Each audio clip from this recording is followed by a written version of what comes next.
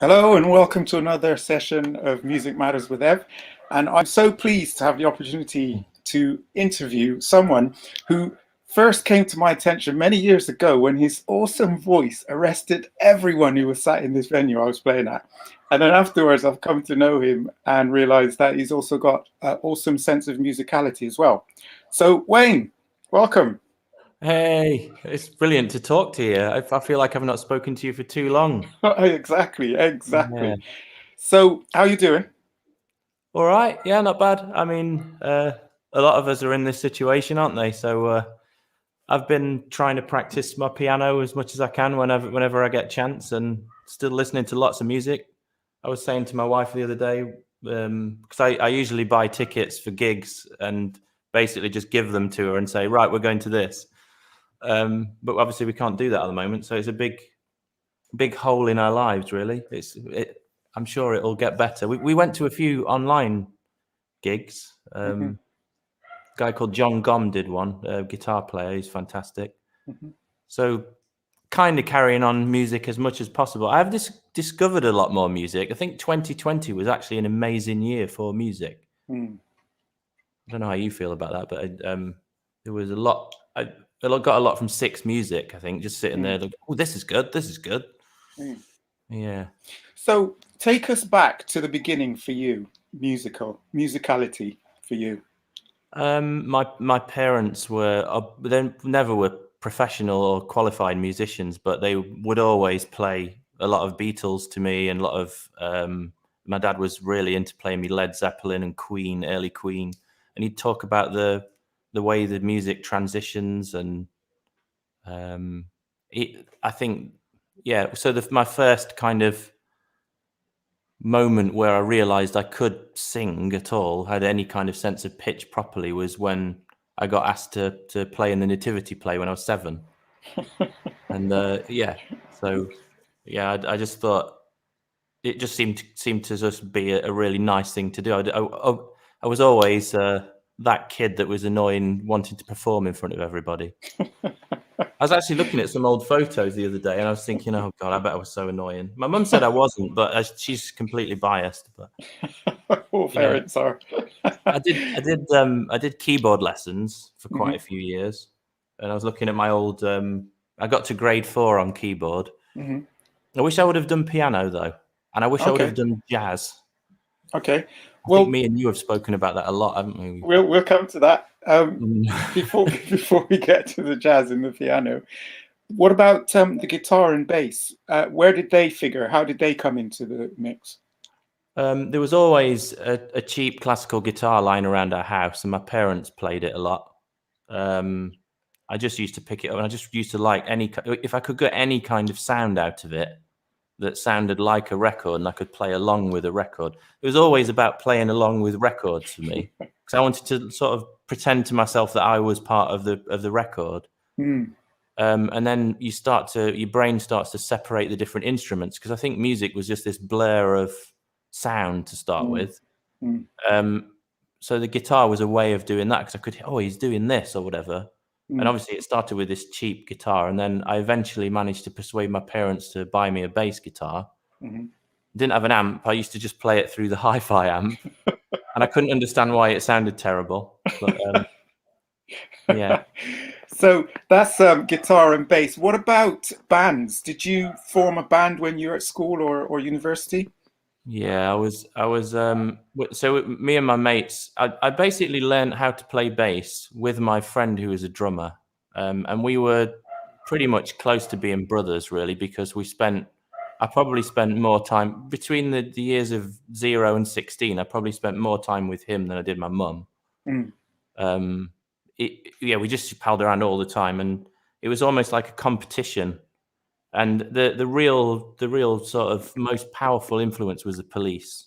ah, Definitely the police. Yeah, I always remember that moment where I could actually feel the rhythm in Walking on the Moon, because when hmm, I first tried to play it, it's only 5 notes, but mm, it just felt so weird. Like, what mm, is this weird thing? Because it's not eighth notes, is it? It's mm, and then when he was playing the drums with the shuffle and and you know, with the swing on the hi-hat and stuff. We were like, this is like we're doing it like the record. We're like, so yeah, it was all about trying to be able to play. We used to just put the record on really loud on his hi-fi and try and play along. So when I met you, were you in two bands at the time? I know you were playing bass in one and maybe the frontman in another. What was it? I was playing bass in a band called Zero Pilot, which is a Bristol-based metal band. And yeah, that was a real progression of stuff for me. As I'd not played bass for a few years when I joined that band, actually, because of the other band that I was in, which is called the Reach Arounds, which is just a pure covers band. But it was the idea was that it was going to be rock-based covers of songs that aren't rock songs. There were a few exceptions. We put things like "Living on a Prayer" in there and stuff, just as crowd pleasers, really, and voice wreckers. So high, that record. I'm pretty sure that record is actually has got some cheating in it, I think. Yeah. But yeah, I was going to say I was in. Yeah, it was a wedding band, basically, mostly wedding and covers, as you know. Yeah. Yeah. So tell us about that, because obviously this is something that most musicians have missed over the last 12 months. And who knows when we're going to be able to enjoy that sort of togetherness again, physicality. But in terms of playing at weddings, and that must have been quite nerve-wracking. Oh, it is really nerve-wracking. Because when you asked me back there about, because we only got as far as guitar and stuff, I was going to say my first band, for some reason, I instantly relived the moment where I first played in front of all my sixth form when I was... So my sixth form was like my first big gig. I did a little gig where we played a couple of songs, but this was a full gig. And I was absolutely terrified. Because I was a singing bass player trying to be like Sting, basically.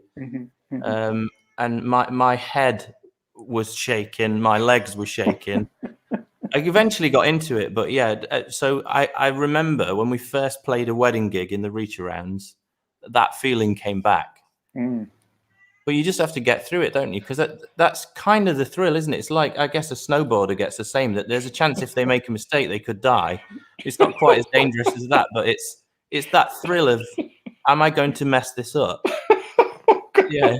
The thing I'm laughing at is because I remember I was in a trio and we did wedding music. And I remember once we were stood and the vicar, I think it was conducting the ceremony, the wedding ceremony. The bride and bridegroom were at the altar and we were stood to the side getting ready to sing. And I just, for a moment, I got out of myself and I just looked at the situation from, and I was just thinking, oh my goodness. Why does that stuff happen? If anything goes wrong here for us, this is the end of the world, because we just ruined somebody's special day. Everyone's attention's on it, aren't they? It's like, I do think, though, you're probably a little bit biased, because when you're there for your friends and when you're getting married, you don't see it as significantly as that. So unless something goes extremely wrong, people don't remember the small mistakes. You're just part of the mix of things that are happening. So we always sort of try to pride ourselves, because the Reach Arounds as a band, we never really marketed ourselves. So we weren't one of those typical sort of cookie cutter wedding bands to try and please everyone. The people that chose us knew. I mean, it was three long-haired brothers, a long-haired guy playing guitar, and then me with my spiky hair at the time. I remember seeing some of the older people in there just looking as if to say, is this the band? What the hell? So I just used to think, well, we're sold to the bride and groom to start with. Yeah. It should go all right. I know what you mean, though. You get that moment where you think, they're going to remember this forever. We used to offer as well to do first dance tunes. Yes. And we would spend weeks and weeks learning them, mastering them. And we'd even do like, we did a version of, I always remember, Holding Out for a Hero. That was originally a request. It became one of our songs eventually. Most of the time they weren't reach around songs, so we just ended up saying, well, we won't play that again, even though we spent weeks learning it. And we did this really slow introduction, and then it dropped into the bit. It took us ages. We absolutely nailed it on the night, but that was only because everyone was so scared of getting it wrong, because it was the first dance. The first dance, and there's like 150 people all standing there with their arms folded, waiting for us to play it. And we got our own stage, and there was like a lighting director, and everyone was thinking, "Mark, this is like a proper." Yeah, it was good though. It was one of my favorite gigs ever, I think. So wonderful experiences. So okay. So let's just get a little bit more up to date. We'll obviously go back and forward in terms of experiences, but okay. So let's take it back to last year this time, just about a couple of weeks ahead. What was going through your mind in terms of music? Because you weren't that active in the bands then. By then, everything had taken a little bit of a change for you musically. Yeah. So it was probably maybe 3 or 4 years ago now. As much as I loved the gigs, it was a lot of traveling. Any gig in musician will probably be able to sympathise. When you got a full-time job as well, because it's never really been the center of my life. I've always been a ridiculously enthusiastic semi-pro, and probably not even more like a third pro, I think. Because when you work out the hours, it's a lot less than minimum wage a lot of the time, isn't it? But so I came to this point where I was putting so much effort in, and just getting sort of the same reward every time. So I thought, I love music so much, and I keep seeing people playing keyboard and piano and stuff, and I just wanted to have a bit of time to spend on that. I just wanted a break, basically, and I've been having a break ever since. And then, just as I started to get enthusiastic again, and encouraged by you as well to play gigs, coronavirus happened. So I guess this time last year, I was probably thinking about maybe playing a gig again, because I've been learning songs that I can play. You know, me and the piano, like we said we were going to do. Yeah. So in terms, you mentioned something which was very prominent, but for others as well, about 2020 being a year of where you probably listened to a lot of music, or a lot more music than usual. Yeah. Explain a little bit more. Is that how you kind of dealt with it? Is that how you kind of helped to sort of get used to what was going on? Yeah, I think so. Yeah, I mean, I always remember what Jeff Ament said in Pearl Jam, is that it's just, there's such a healing power, isn't it? You can, there's not really any other medium where you can just sit there, close your eyes, put some headphones on, and just get lost in. I did that quite a lot, to be honest. Especially working at home. Some days, either a track will come on Six Music, or I'll just think of a track that I really want to hear, and I'll just turn it up, and I'll just sit there and just close my eyes, basically. I seem to be liking stuff that the old Goosebump songs, lots of Goosebump songs in these the past year. So yeah, I've definitely spent more hours listening to music. And also, you mentioned then about wanting to, or beginning to explore other avenues in terms of your musicality and your musicianship ability. In terms of piano, I know that you're learning jazz piano now.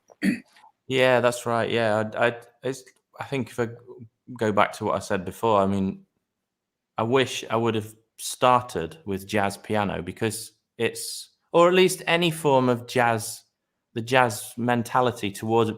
Because I think a lot of people that don't know, because it's difficult, isn't it, when you don't know what you don't know, but the jazz mentality, if you say jazz to people, they instantly think of noodling and self I don't know what's the word, you know, like self-indulgence, I suppose. But really, the jazz spirit is about, it's about understanding the meta of music. It's like what it's actually built from. Because I have no disrespect for classical music whatsoever, But I think if you learn classical piano, it's all about an old-fashioned attitude towards rigor and rote.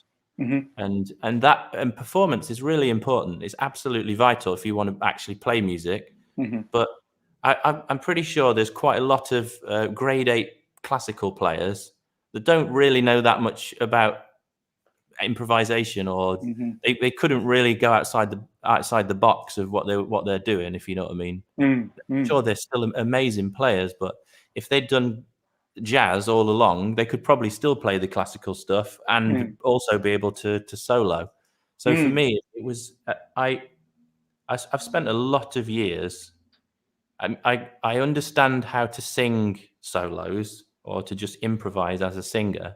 I don't really I've not really ever understood how it actually works, and not to try and take the magic out of it, but with a piano, when you start, if you get a good road of jazz to go on, you start.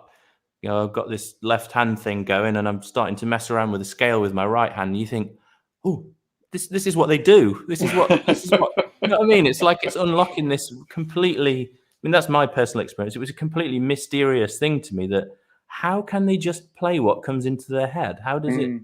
So if you want to be able to do that, then I would definitely say get jazz lessons. Because I've been to answer the original question, because I think I've avoided it quite well. I do that, don't I? I was aiming to pass a few exams. I think it's because I wanted to feel like I'd reached some formal points. And you messaged me the other day to say, how did your exam go? And I never answered it, just because I kind of forgot or whatever. But I was going for my grade 3, but it got cancelled because of coronavirus. Oh dear. So grade 3 jazz is really hard. Okay. I think it is. I think I'm there now. I think if I did the exam today, I'd probably pass merit, maybe. Okay, good, very good. And so then that leads us to the future. First of all, how do you see the future in terms of what we were taking for granted before 2020, and how do you see things moving forward? I don't know. There's so much uncertainty, isn't it? I've got a lot of positivity with the vaccination and stuff, and how they've been saying they're going to start opening up performances in the UK again. So it does sound like, I mean, the entertainment, or the music industry is, like a lot of the industries, is putting a lot of pressure to try and work out how to get, be safe, but still carry on letting these things happen. I think there will be some normalcy, like there's got to be, because they're talking about what, half capacity, maybe third capacity in some venues, and because the people that do really miss live music, and there must be a lot of people, because I mean, when you've been to some of these packed gigs, you just think, God, where did all these people go? It makes you realize what the passion for it is. There's something about gathering with other humans that want to have that experience with you. So if they got to play quiet and you got to be far away from other people, and it's not going to be the same to start with, but I'd like to think it's going to gradually, as we manage the virus more and we get to a point where, we know we can be close to people, and the chances of anyone actually having serious harm from it are low, and I think we'll be in a much better situation across the board, not just music. I mean, it's affecting a lot of bits of our life, isn't it? Okay, well, I think you've partly answered this, but I'm going to ask it again. What advice would you give to anyone thinking of taking up a career in music, or becoming more interested in their musicianship or their musicality? What advice would you give them? I would say there's so much joy that can come from music. If you focus, if you feel that you genuinely enjoy the actual music and the experience of playing and understanding and listening, because there's so much to music, but if you enjoy the near field goals, each step, and don't keep focusing on things like being famous or anything like that, it'll be a gift forever.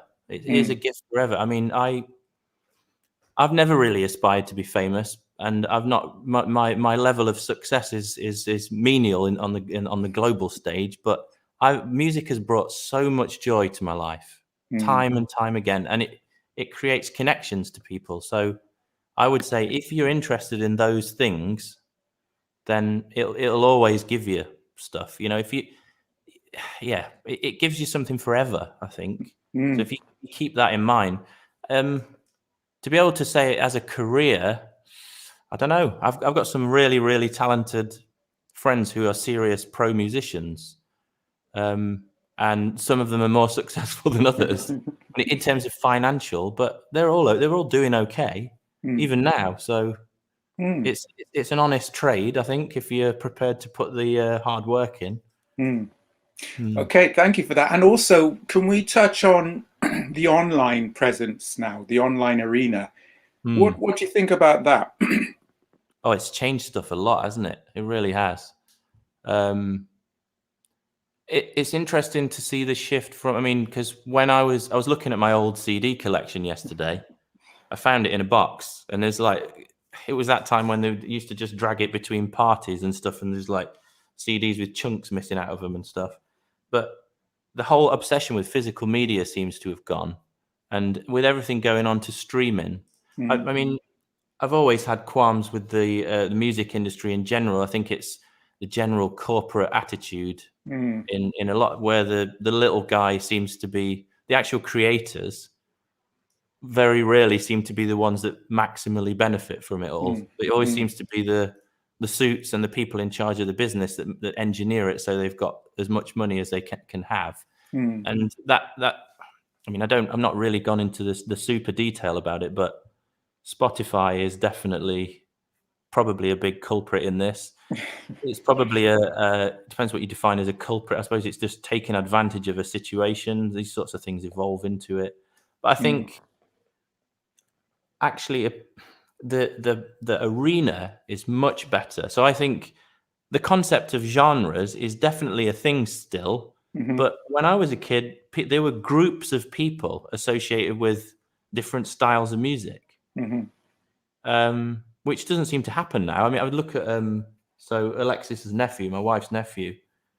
They're so eclectic because that they listen to stuff that I think sounds they'll happily listen to metal and hip hop and pop stuff and just change it in a heartbeat. Whereas when I was a kid, it was more of an identity, and I think a lot of that comes down to the access. It's the access of music. It was you'd go to your record shop or you'd go to that section in the record shop. You have a limited budget to buy the stuff that you like. So you wouldn't move very far in the hyperspace of music.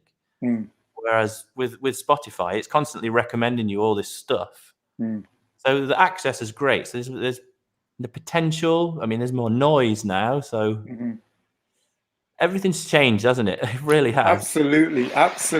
And they say a change is as good as a rest, which probably we've benefited from both in the last 12 months. So the last question, if 2020 were a human being, what would you say to him or her? Is this family friendly, this stream? Well, someone else had commented and it wasn't particularly family friendly. Oh, okay.